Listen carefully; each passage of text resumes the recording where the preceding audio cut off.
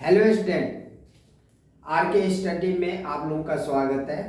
आज मैं आपको जो प्री बोर्ड हुआ है उसका क्वेश्चन पेपर मैथमेटिक्स का जो है इवनिंग शिफ्ट का मैं आपको करवाने जा रहा हूँ। मॉर्निंग शिफ्ट का मैं करवा चुका हूँ, इवनिंग शिफ्ट का जो है सो करवा रहा हूँ। यदि आप प्री बोर्ड का यदि मॉर्निंग और इवनिंग दोनों शिफ्ट का यदि आप बना लेंगे और स्टैंडर्ड मैथ का बना लेंगे तो 100% मैं कह रहा हूँ कि आपको जो है सो अच्छे से अच्छे जो है सो मार्क्स आएगा। और खास करके आपको क्वेश्चन का पैटर्न जो है सो जानकारी प्राप्त हो जाएगी। इसीलिए जो भी ये क्वेश्चन बना रहा हूँ वो कम से कम आप जरूर प्रैक्टिस कर लेना। इससे आपको ये भी पता चल जाएगा कि आपको प्री बोर्ड में जो है जो भी क्वेश्चन जो है सो पूछा गया उसको हम कैसे बनाएंगे। यदि आप सारे के सारे बना चुके हैं तो बहुत अच्छी बात है। यदि आपको नहीं यदि बना पाए तो आपको जो है सो बस ये वीडियो देखने आपको पता चल जाएगा कि कैसे जो है सो हम बनाएंगे। तो इसका जो पहला क्वेश्चन है वो जो है सो आपका है 1 से 20 तक जो है। सबसे पहले क्वेश्चन नंबर 1 से 20 तक जो है सो मल्टीपल चॉइस क्वेश्चन है, लेकिन इसे आप मल्टीपल मत ही बोलिए क्योंकि हर साल देखा जा रहा है कि जो मल्टीपल चॉइस क्वेश्चन होते हैं उसे जो है सो 2 से 3 नंबर में दे देते हैं, 2 से 3 नंबर वाले क्वेश्चन को मल्टीपल चॉइस में दे देते हैं। वो आपको पता चल जाएगा कि किस हिसाब से बनाया जा रहा है। वो 2 से 3 नंबर में जिस प्रकार आप सॉल्व करेंगे ना उसी प्रकार आपको सॉल्व करके आंसर आएगा। तो पहला क्वेश्चन है the sum of first 5 multiple of 4 is.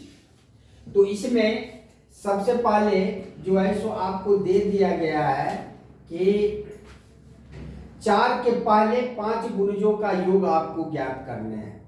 The sum of first 5 multiple of 4। तो सबसे पहले एपी क्या हो जाएगा, एपी जो है एपी बराबर जो है सो आपका हो जाएगा 4, 8, 12। इसी प्रकार जो है सो आपका 5 जो है सो 4, 8, 12, उसके बाद 16, उसके बाद जो है सो आपका हो गया 20। तो 1, 2, 3, 4, 5। तो ये 4 का जो है सो 5 गुणज है। ए यहाँ पे आपका कितना हो गया 4, डी आपका कितना हो जाएगा A2 माइनस A1। तो 8 माइनस 4 तो कितना हो गया 4।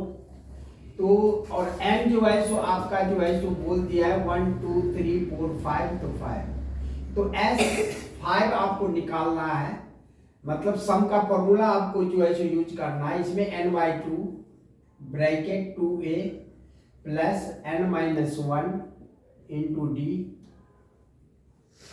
तो n आपका 5/2 हो गया। 2a, a का वैल्यू जो है सो कितना है 4 plus n-1 5-1 into D. D आपका कितना है 4। तो ये आपका हो गया 5/2। ये 4 2 जा जो है सो 8 हो गया प्लस 5 में से 1 माइनस करेंगे 4, 4 4 जा 16। तो ये हो गया आपका 5/2 मल्टीप्लाई 16 8 24। इसको जब आप डिवाइड करेंगे 12 तो 12 5 जा कितना हो जाएगा 60। ऑप्शन नंबर जो है सो ए जो है सो आपका आंसर हो जाएगा। तो ये आंसर हो गया आपका। Question number 2। क्वेश्चन नंबर 2 कह रहा था cot 30 degree, cot 30 degree upon में tan 30 degree. cot 30 degree, cot जो है सो अपोजिट किसका है tan का अपोजिट है। और tan 30 डिग्री होता है 1/√3। तो cot 30 डिग्री क्या हो जाएगा √3/1 यानी √3 अपॉन tan 30 डिग्री क्या होगा 1/√3। तो फर्स्ट और लास्ट जो है सो एक साथ मल्टीप्लाई होगा तो √3 मल्टीप्लाई √3 अपॉन में बीच वाले आ जाते हैं तो 1। तो √3 को √3 से मल्टीप्लाई करेंगे तो क्या होगा 3। तो 3 ऑप्शन डी में है, तो ये ऑप्शन नंबर डी जो है सो आपका आंसर हो जाएगा। Question number 3। Question number third जो है सो आपका कह रहा है the number of polynomials having zeros as 3 and -2। जब भी जीरोज दे तो आप सबसे पहले समझ जाइए अल्फा का मान दे दिया 3 और बीटा का मान जो है सो आपको दे दिया -2। तो नंबर ऑफ पॉलिनोमियल्स यानी उन बहुपदों की संख्या जिनके शून्य 3 तथा -2 है। तो फॉर्मूला क्या होता है नंबर ऑफ पॉलिनोमियल्स के लिए? फॉर्मूला होता है एक्स के और x square minus alpha plus beta x plus alpha into beta, जहां पे के क्या होता है? कांस्टेंट होता है। तो यहां पे आप अल्फा प्लस बीटा एक बार निकाल लीजिए। अल्फा प्लस बीटा क्या होगा? अल्फा 3 है प्लस बीटा कितना है? -2। तो ये हो जाएगा 3 प्लस माइनस -2 तो कितना हो जाएगा? 1। अल्फा इंटू बीटा जो है सो कितना हो जाएगा? 3 मल्टीप्लाई -2 तो ये हो गया -6। बस मान आपको पुट करने हैं कि यहाँ पे x square minus alpha plus beta x कितना है? 1। तो ये हो गया आपका 1 मल्टीप्लाई एक्स और प्लस अल्फा इंटू बीटा कितना है? -6। इस हिसाब से यहाँ पे के यहाँ पे x square minus x plus -6। अब के कांस्टेंट है, यहाँ पे कोई भी वैल्यू आप के बराबर 1 रख सकते हैं, के बराबर 2 रख सकते हैं, के बराबर 3 रख सकते हैं। तो इनफाइनाइट जो है सो आपको पॉलिनोमियल्स जो है सो आपको मिल जाएगा। जैसे मान लो के का वैल्यू पहले 1 रखते हैं तो क्या हो जाएगा? 1 x square minus x minus 6। तो 1 से मल्टीप्लाई करेंगे तो यही आएगा x square minus x minus 6। एक पॉलिनोमियल्स आ गया। दूसरा यदि 2 रखते हैं तो क्या हो जाएगा? X square minus x minus 6। तो ये हो गया 2x square minus 2x minus 12। 2x square minus 2x minus 12। कहने का मतलब है इनफाइनाइट आप रखते जाएंगे तो इसका जो है सो पॉलिनोमियल्स जो है सो आता रहेगा। इस हिसाब से आंसर मोर देन 3 यदि ऑप्शन में इनफाइनाइट रहता तो आपको वही लिखना था, लेकिन मोर देन 3 ऑप्शन में है तो ये ऑप्शन नंबर जो है सो क्या हो जाएगा? डी जो है सो आपका आंसर हो जाएगा। ये क्वेश्चन नंबर 3 था। Question number 4 the distance of the point 12 और -9 फ्रॉम द ओरिजिन। जब भी ओरिजिन यानी बिंदु 12 और -9 की मूल बिंदु से दूरी पूछ रहा है तो ओरिजिन कभी भी जो पूछे तो इसका मतलब आपका जो डिस्टेंस में सबसे पहले तो आप ये देख लीजिए जैसे 12 और -9 है और ओरिजिन क्या होता है? 0 और 0। ये क्वेश्चन नंबर जो है सो आपका 4 है। ये हो गया x1 y1 और ये हो गया x2 y2। तो डिस्टेंस हमें पूछ रहा है तो डिस्टेंस का फॉर्मूला यूज करेंगे। तो डिस्टेंस बराबर क्या हो जाएगा? √x2 माइनस x1 का square plus y2 minus y1 का स्क्वायर। तो √x2 कितना है? 0 माइनस x1 कितना है? 12 का स्क्वायर प्लस y2 कितना है? 0 और माइनस y1 कितना है? y2 माइनस y1 तो -9 का स्क्वायर। ये कितना हो जाएगा? ये हो जाएगा -12 का square plus minus minus plus हो गया तो 9 का स्क्वायर कितना हो जाएगा? 81। ये हो गया आपका 81। तो ये कितना हो गया? ये हो गया आपका 144 प्लस 81। तो ये हो गया आपका √415 यानी 225। और 225 किसका रूट होता है? 15 का।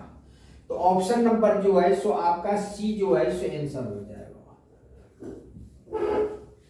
उसके बाद क्वेश्चन नंबर जो है सो फिफ्थ, क्वेश्चन नंबर फिफ्थ जो है सो कह रहा है the total surface area of solid hemisphere of radius R. तो कभी भी टोटल सरफेस एरिया हेमिस्फीयर का निकालना है तो आपको एक ट्रिक से हम याद करवा रहे हैं। टोटल सरफेस एरिया हेमिस्फीयर का क्या होता है, स्फीयर का जो है सो क्या होता है, टोटल सरफेस एरिया हेमिस्फीयर का क्या होता है, हेमिस्फीयर का। और कर्व सरफेस एरिया आपको हेमिस्फीयर का क्या होता है, हेमिस्फीयर। टोटल सरफेस एरिया यहाँ पे आप याद कर लीजिए 4 pi R square, 3 pi R square, 3 pi R square और यहाँ पे 2 pi R square, 4 3 2। Total surface area of sphere, total surface area of hemisphere, curve surface area of hemisphere. यहाँ पे हमें total surface area of hemisphere पूछ रहा है तो उसका जो है सो फॉर्मूला क्या होता है 3 पाई आर स्क्वायर, आर तो आर ही है तो इसका मतलब जो है सो ऑप्शन नंबर बी जो है सो आपका आंसर हो गया। अब जो है सो क्वेश्चन नंबर 6 जो है सो हम देखते हैं। क्वेश्चन नंबर, एक बार आप स्क्रीनशॉट ले लो।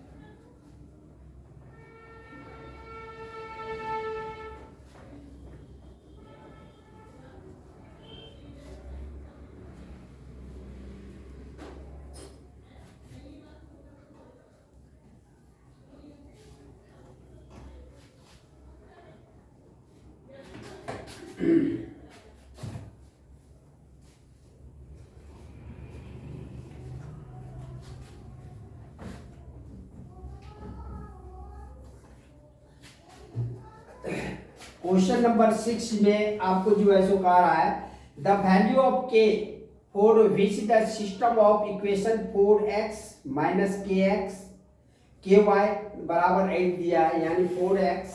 क्वेश्चन नंबर जो है ये 6 है, 4x माइनस के वाई बराबर 8 है। तो ये जो है सो आपका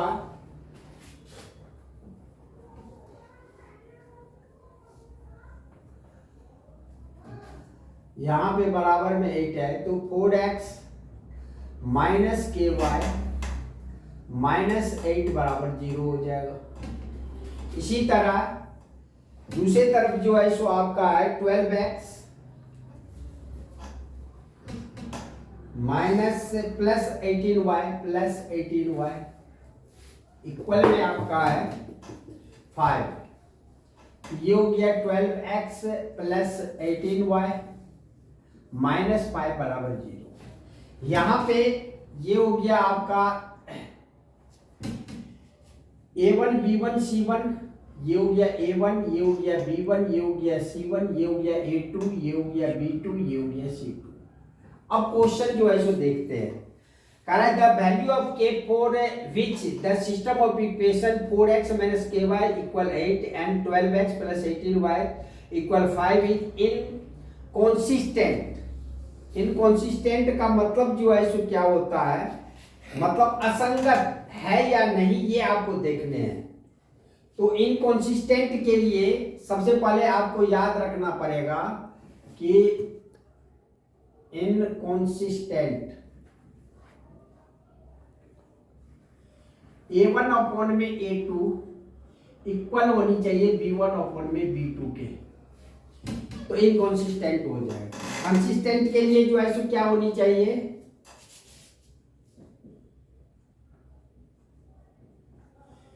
या तो a1 अपॉन में a2 इक्वल नहीं होना चाहिए B1 अपॉन में B2 के, या नहीं तो A1 अपॉन में A2 इक्वल B1 अपॉन में B2 इक्वल C1 अपॉन में C2। ये आपको याद रखना पड़ेगा। अभी इनकंसिस्टेंट पूछा, हो सकता है आपको कंसिस्टेंट पूछ ले, उस केस में आपको या तो बराबर नहीं होगा या तीनों बराबर होगा। इनकंसिस्टेंट के केस में A1 अपॉन में A2 इक्वल होगा B1 अपॉन में B2 के, इक्वल नहीं होगा C1 अपॉन में C2 के। तो हमको तो K का वैल्यू फाइंड करने हैं, तो A1 ये क्या है, A1 जो है सो आपके पास क्या है 4 अपॉन में A2 12 B1 minus K upon में B2 18। तो क्रॉस जब मल्टीप्लाई हम करेंगे तो क्या हो जाएगा, माइनस के मल्टीप्लाई 12 इक्वल में 18 मल्टीप्लाई 4। देयरफॉर के का वैल्यू आपका निकल जाएगा क्या, 18 मल्टीप्लाई 4 अपॉन में 12 माइनस का है, तो ये 4 3 जा और 3 6 जा, इसका मतलब के का वैल्यू क्या हो जाएगा -6। ऑप्शन नंबर जो है सो आपका जो है हो जाएगा D. Question number 7, question number 7 कह रहा है a 10 metre pole cast a shadow of 10√3 metre long, the angle of elevation of sun is. तो सबसे पहले जो है आपको क्या करना पड़ेगा, 10 मीटर खंभा 10√3 मीटर लंबी छाया बनाता है, सूर्य का उन्नयन कोण क्या हुआ। तो सबसे पहले आपको यहाँ पे हाइट 10 मीटर है और इसका जो शैडो बनेगा, छाया जो बनेगा वो कहाँ बनेगा, नीचे। ये हो गया आपका कितना 10√3 और यहाँ पे थीटा होगा, तो ये जो है सो क्या हो गया P और B यानी tan थीटा। tan थीटा क्या होता है P/B। तो यहाँ पे P आपका 10 है और B आपका 10√3 है। 10 से 10 कट गया तो 1/√3, तो 1/√3 ऑप्शन नंबर जो है सो डिग्री में है, तो 1/√3 किसका होता है, tan 30 डिग्री का होता है। क्या होता है 1/√3 tan 30 डिग्री। तो हमें एंगल प्राप्त करना था तो 30 डिग्री यानी ए ऑप्शन नंबर हो जाएगा आपका। क्वेश्चन नंबर 8, क्वेश्चन नंबर 8 जो है आपको दिया है ट्रायंगल XYZ। तो पहले हम ऐसे सवाल बनाने के लिए आपको बोले थे कि पहला ट्रायंगल तो आप जो है जो दिया है जहां पे भी देना है आप डाल दो, लेकिन दूसरा ट्रायंगल बनाने के लिए आपको जो जिसके इक्वल है उसी के सामने में रखना है। YE के इक्वल है तो YE यानी यहाँ पे ये एंगल यानी E यहाँ पे हम रखेंगे। ZF के इक्वल है तो ये एंगल के सामने F रखेंगे, तो यहाँ पे D आ गया। बस पहला जैसे रखना है रखो, दूसरा आपको जो है सो दोनों के इक्वल एंगल के सामने में एंगल रखना है। नेक्स्ट जो है सो XY बराबर D, मतलब दो एंगल बराबर है और एक साइड बराबर है। इसका मतलब है कि ये कॉन्ग्रुएंट जो है सो ट्रायंगल है, मतलब सर्वांगसम। अब कभी भी सर्वांगसम होगा, इसका रूल है सभी सर्वांगसम समरूप हो सकते हैं यानी सिमिलर हो सकते हैं, सभी समरूप सर्वांगसम नहीं हो सकते। इसका मतलब है ऑप्शन नंबर जो है सो इसमें आपका जो है सो हो जाएगा डी, यानी congruent as well as similar, सर्वांगसम और साथ ही समरूप। तो ये क्वेश्चन नंबर 8 था। क्वेश्चन नंबर 9,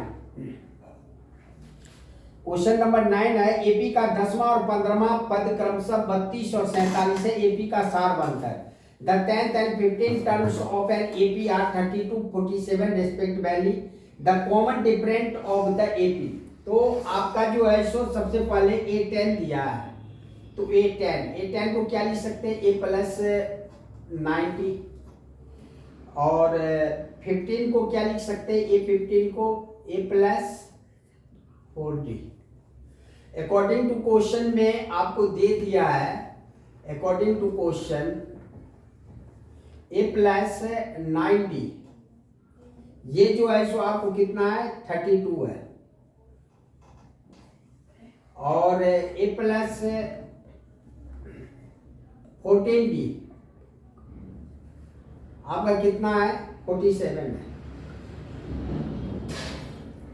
जब इसको आप सब्ट्रैक्ट करेंगे तो सब्ट्रैक्ट जब हम करते हैं तो यहाँ पे क्या होगा, माइनस माइनस माइनस, प्लस ए माइनस ए, 9 में से 14 माइनस जो है सो 5D बराबर क्या होगा, माइनस का साइन भरा है, 7 में से 2 जाएगा 5 और 4 में से 3 1, तो माइनस से माइनस कैंसिल, इसीलिए D बराबर क्या हो गया 15 अपॉन में 5, 5 3 जा, देयरफॉर D आपका क्या हो गया 3। हमें डिफरेंस ही पूछा जा रहा था और डिफरेंस जो है सो आपका 3 है, ऑप्शन नंबर ए है।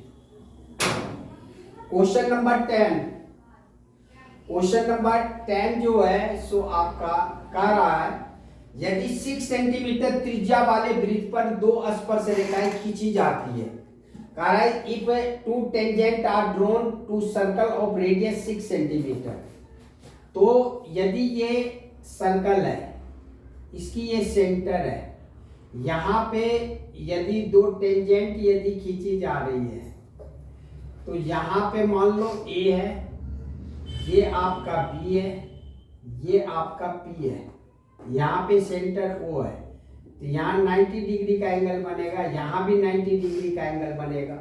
जहाँ पे भी रेडियस टेंजेंट को टच करता है वहाँ पे 90 डिग्री का एंगल बनता है।